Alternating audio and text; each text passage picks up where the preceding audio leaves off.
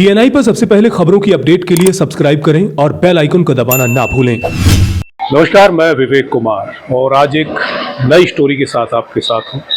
और आज की स्टोरी, आज की कहानी आपको प्रेरित करेगी। इस घर के अंदर वो कहानी है कि किस प्रकार से एक जुनून जब परवान चढ़ता है तो किस तरीके से वो अपने सपनों को साकार करता हुआ नजर आता है।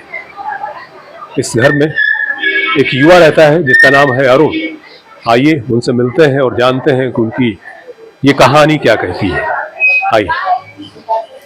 सीमेंट का ये डंबल उस दौर की याद दिलाता है जब एक युवक ने बॉडी बिल्डिंग का सपना देखा होगा। शुरुआत शौकिया तौर पर ज़रूर हुई, लेकिन ये शौक कब जुनून बना और कब इस युवक ने अपनी उपलब्धियों की कहानी लिख डाली, लोग जानकर हैरान होते हैं।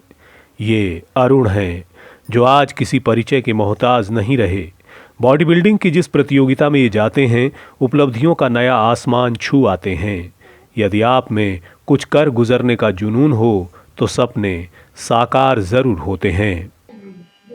जुनून और उत्साह के साथ जब आगे आप बढ़ते हैं तो जिंदगी में सपनों को साकार करना सहज होता हुआ नजर आता है।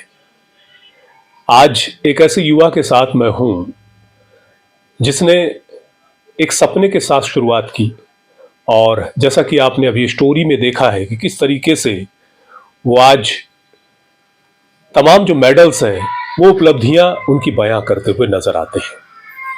अरुण है हमारे साथ, उनके साथ बातचीत करेंगे और जानेंगे कि किस तरीके से जो आज के युवाओं की पहली पसंद कहीं ना कहीं बना हुआ है बॉडी बिल्डिंग, लेकिन इतना सहज नहीं, इतना आसान नहीं है, बहुत डेडिकेशन की जरूरत पड़ती है। अरुण से जानेंगे कि उनकी सक्सेस स्टोरी क्या है और किस तरीके से वो जिंदगी में और आगे बढ़ना चाहते हैं। अरुण जी, बहुत बहुत स्वागत है। जी नमस्कार सर जी। सबसे पहले तो मैं यही जानना चाहूंगा कि जिस तरीके से तमाम दर्शकों ने देखा है कि मेडलों की एक बड़ी लंबी फहरिस्त है और ये मेडल ये कहते हैं कि किस तरीके से आपने शुरुआत की, और वो तस्वीर भी मैंने अपने दर्शकों को दिखाई है कि वो एक डंबल है, किस तरीके से वहां शुरुआत हुई और उस डंबल से आप वहां तक पहुंचे हैं। तो कैसे शुरुआत हुई थी, कैसे ये शौक पैदा हुआ? सर मेरे को शौक तो स्टार्टिंग से ही था, बहुत पहले से था। 2015 से ये सब चीजें स्टार्ट हुई है। 2015 से मैंने सबसे पहले एक सीमेंट का डंबल बनाया, छोटा सा। ठीक है, मैंने 2 पेयर बनाए थे। एक मैंने बनाया, एक मेरा बन गया ढंग से और एक मेरा टूट गया था। और एक पेयर जैसा कि आपने देखा वो यही है। तो उसके साथ मैं अपनी सुबह शाम एक्सरसाइज करता था डेली। उससे ही 3-4 मेरे कंपाउंड मूवमेंट्स उससे हो जाती थी। और फिर उससे मैंने धीरे धीरे करके अपनी स्टार्टिंग करी। गलत सलत मैं खुद ही करता था, थोड़ा बहुत एक्सप्लोर करके देख के और सारी चीजें करने लग गया। और फिर उसके बाद मैं जिम जाने के लिए मैंने दादी दादा को पूछा, मम्मी पापा को पूछा, तो उन्होंने मेरे को मना कर दिया। वो बोले कि नहीं अभी तो छोटा है, अभी जिम मत जा, हाइट रुक जाएगी, हो जाएगा वो हो जाएगा, आपको तो पता ही है जैसे। तो फिर इन्होंने मना कर दिया नहीं मेरे को। फिर मैंने कहा चलो कोई बात नहीं भाई, घर पे ही कर लेंगे। फिर मैंने घर पे स्टार्ट किया, पुशअप्स करना, स्क्वाट्स लगाता, मैं डंबल से हैमर कर्ल करता, चेस्ट की करता, जितनी मेरे से पॉसिबल होती उतनी मैं इससे एक्सरसाइज करता जी। तो फिर आगे जैसे जैसे टाइम चलता गया, फिर मैंने मेरे मामा को कहा कि मेरी मम्मी को बोल ले कि मेरे को है ना जिम जाने दे। है मैंने उनको बहुत जिद करके उनको मनाया। फिर उन्होंने मेरी मम्मी से बात की, तो फिर उन्होंने कहा कि हाँ चलो ठीक है, कोई बात नहीं, इसका है तो कोई बात नहीं, चला जाएगा, इतनी दिक्कत नहीं होती। तो फिर स्टार्ट हुआ मेरा।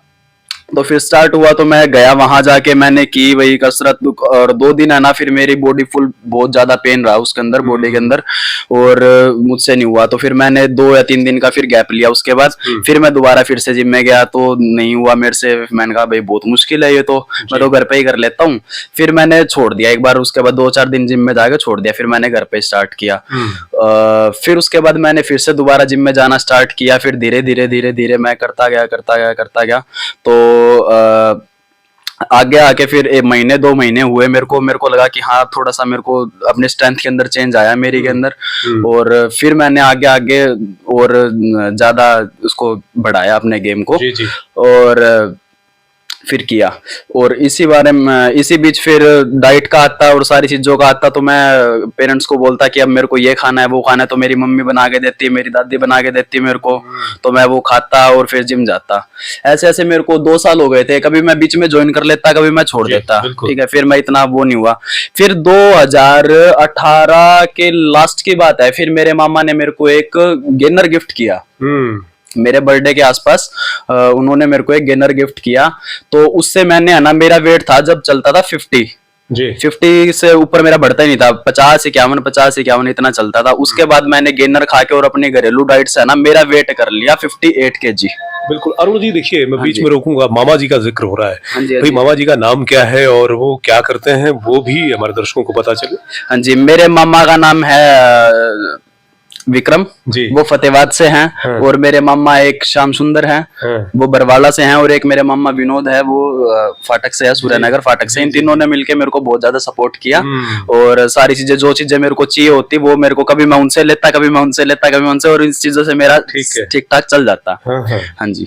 तो ये जो कंपटीशन लड़ने की जो शुरुआत है, हाँ जी। वो कब और कैसे हुई? कंपटीशन की शुरुआत सर हुई, मैंने कंपटीशन खेला, मेरा फर्स्ट कंपटीशन 2022 में अप्रैल के लास्ट में। हाँ जी।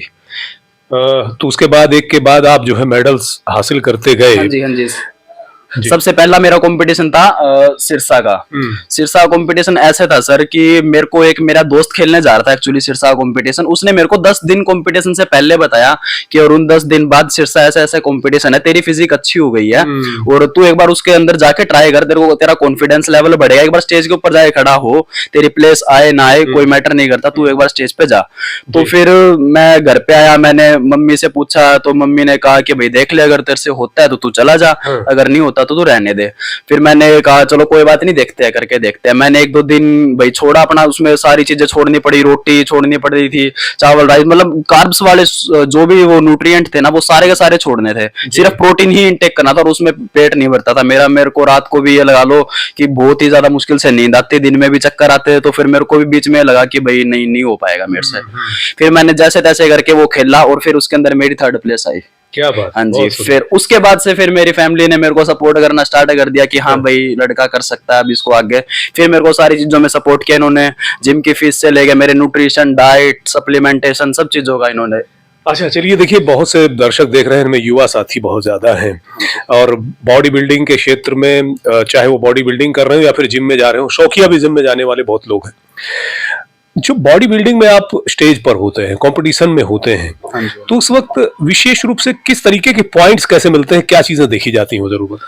बॉडी बिल्डिंग में सर एक तो होता है बॉडी बिल्डिंग और एक होता है मेंस फिजिक। जी। अब मैं जो रिसेंट में जो गेम खेल रहा हूँ वो है मेरा मेंस फिजिक, और उससे पहले मैं खेलता था बॉडी बिल्डिंग। जी। एक्चुअली बॉडी बिल्डिंग में क्या होता है, लेग्स और एब्स के, पेट के और थाई के नंबर होते हैं 50 और बाकी 50 नंबर होते हैं बाकी पूरी ऑल ओवर बॉडी के। ठीक है। तो उसके अंदर मैंने बॉडी बिल्डिंग खेला, हालांकि बॉडी बिल्डिंग में भी मैंने काफी गोल्ड मारे हैं, उसके अंदर भी मेरे काफी गोल्ड आए हैं। और फिर मैंने है ना बीच में एक मेरे गुरु थे, उनसे सजेशन लिया, उन्होंने मेरी बॉडी देखकर कहा कि तू बॉडी बिल्डिंग नहीं, तू मेन फिजिक के अंदर जा, क्योंकि तेरा जो स्ट्रक्चर, तेरा जो बॉडी का स्ट्रक्चर है ना, वो मेंस फिजिक का है और उसके अंदर तू ऑल ओवर बनेगा। जी। तो फिर उनकी मैंने सुन के फिर मैंने कहा चलो ठीक है एक बार इसके अंदर करके देखते हैं। और फिर मैंने मेंस फिजिक वो स्विच करके, बॉडी बिल्डिंग को स्विच करके, और फिर मैंने मेंस फिजिक खेला, तो उसके अंदर मेरा गोल्ड भी आया और ऑल ओवर का टाइटल भी आया। बिल्कुल। तो अरुण जी अभी इन दिनों जैसा कि हमें जानकारी है कि आप एक ट्रेनर के तौर पर जो है ट्रेनिंग भी दे रहे हैं, जो इस क्षेत्र में आगे बढ़ रहे हैं, तो इसके साथ साथ जो है मैं ये भी जानना चाहूंगा, जो बॉडी बिल्डिंग में आ रहे हैं या जो आना चाहते हैं, डाइट का किस तरीके का बहुत इंपॉर्टेंट रोल होता है, क्या कुछ लेना चाहिए शुरुआती दौर में? शुरुआती दौर में तो सर ऐसा है कि अच्छे फ्रूट्स खाने चाहिए, अच्छे वेजिटेबल्स हो, ठीक है, और जो भी ये जंक फूड से दूर रहे, मीठे से दूर रहे, और अपना जो प्रोटीन रिच सारी डाइट जो हो गया, अपना सोयाबीन, पनीर, एग्स, जो नॉन वेजिटेरियन है वो एग्स भी ले सकते हैं उसके अंदर इंक्लूड। बस इन्हीं सबको न्यूट्रिशन में बांट के अपना मील्स के अंदर डाल के और फिर वो टेक कर सकते हैं। अलग से सप्लीमेंट्स भी लिए जाते हैं, वो उसके बारे में भी जानना चाहूंगा। हाँ जी, अलग से सप्लीमेंट भी लिए जा सकते हैं। जैसे देखो सर, अपनी घरेलू डाइट में अंदर है ना इतना प्रोटीन नहीं होता, ठीक है, उतने न्यूट्रिएंट्स नहीं मिल पाते, उतने मैक्रो न्यूट्रिएंट्स नहीं मिल पाते बॉडी को, जितनी उसको बॉडी बिल्डिंग के अंदर और कॉम्पिटिशन खेलने के अंदर जितनी आवश्यकता होती है उतने हम नहीं ले सकते उनसे।